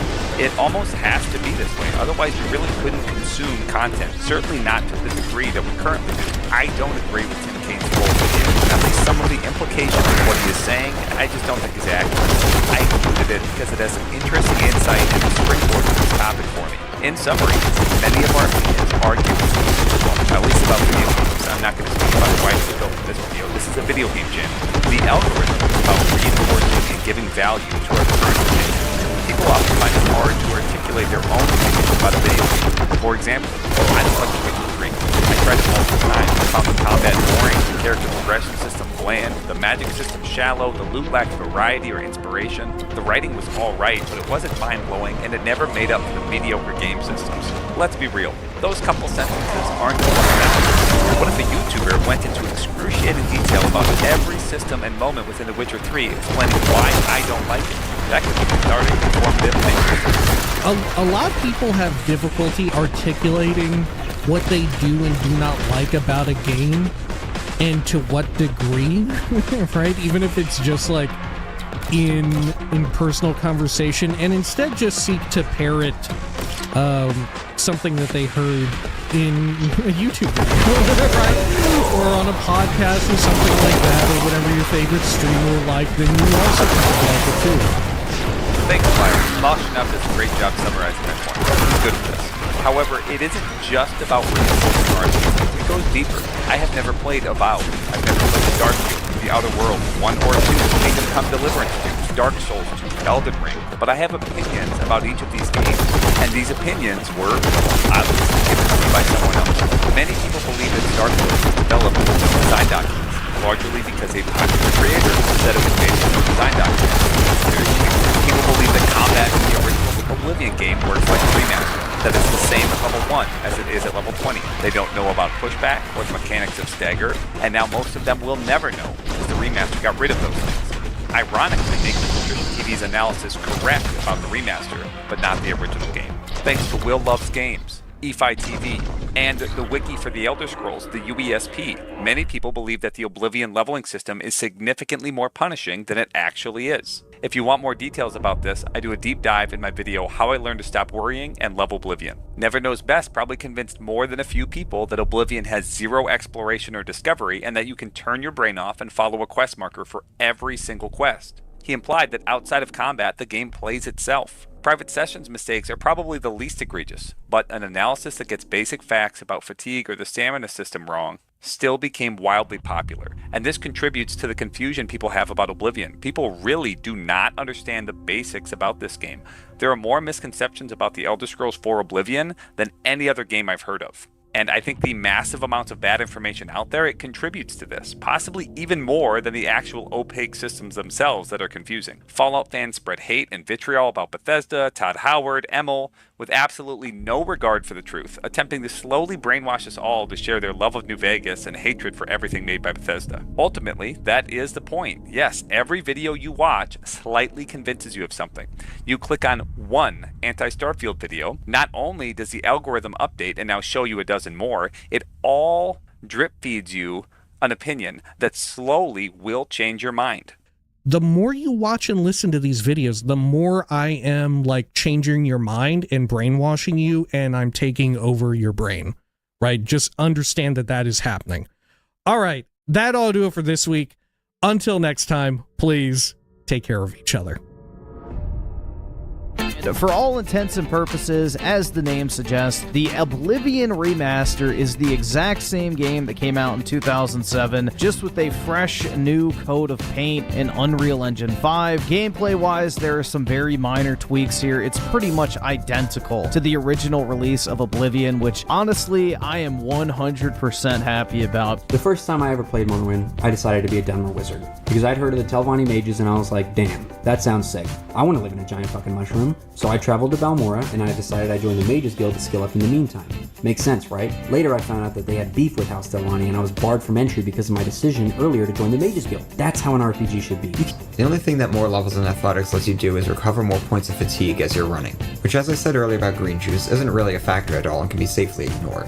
So having a skill whose sole purpose is to help with that makes the skill completely useless. Doing so with any character will let you level up your speed attribute, which makes you run faster. Make no mistake, that is indispensable for any character you play. So playing the original Daggerfall game is clunky. If I want to look down, I have to move my mouse down and click, or use a hotkey to look down. Same with looking left and right, and this is as fast as I can turn. There are a few effects you can only get through spell tomes, including Fortify Skill. Morrowind had a problem with Fortify Skill breaking a bunch of stuff, so one of the base patches removed the only way you could get that effect from the base game. And then the first person you meet in the Tribunal DLC will teach you Fortify Skill spells. Then Oblivion comes around. It also doesn't give you the effect in the base game, but again, it will bundle the effect in with DLC. I also take issue with the general impression among Morrowind fans that the combat system is really intricate. In truth, Morrowind's combat is faux deep. There isn't even much you can do to alter things. In theory, you could use Drain Agility to decrease the enemy's ability to dodge and hit, or you could Drain Fatigue to reduce the enemy's damage and hit chance. Allow me to explain to you the entire combat system that people spend hours complaining about online in a total of 10 seconds. You turn auto best attack on in settings, then hold the left mouse button to power up before releasing, or you're not going to do full damage. Your hit chance is then determined by your stamina and weapon skill. That's it. Wow, was that so hard? It's so simple to understand that honestly I'll never be able to process how it's even considered a valid critique to begin with. It still stands that a magic-only playthrough is simply not viable in Morrowind. Only in Oblivion and Skyrim could you even conceive of using solely magic to progress through the game. Again, this is a huge problem for role-playing as well as for class diversity. So that settles it then. The best and most intended way to play through Morrowind with the minimum of frustration and tedium is to just play a big dumb warrior. And certain pathways, like hidden doors, won't show up on the map anyway. You might think that you can move out of the way to dodge attacks, and so something like light armor would be really good, but this isn't really true. In the first place, armor does not impact your movement speed, so there's basically no reason to not just wear heavy armor. And the worst part is that how high your weapon skills are just doesn't matter at all. I went to the arena in the Imperial City when I was at like 20. I heard a rumor that you're an idiot. Any truth to that? And I beat every single one of them bare-handed. And keep in mind, my hand-to-hand skill at the end of this was at fucking 30! So, no, the combat in Oblivion isn't good. That being said, something interesting and refreshing about Morrowind is that the factions are mutually exclusive. If you join the Mages Guild, then Telvanni mages across Morrowind are going to hate you, and vice versa. Compare this system to Skyrim, where you can simultaneously be the leader of the Companions, the Stormcloaks, the Thieves Guild, and the Dark Brotherhood. In Morrowind, you can join but a few factions, and you need to pick wisely between them. It's also the case that for most factions, you cannot actually become their head.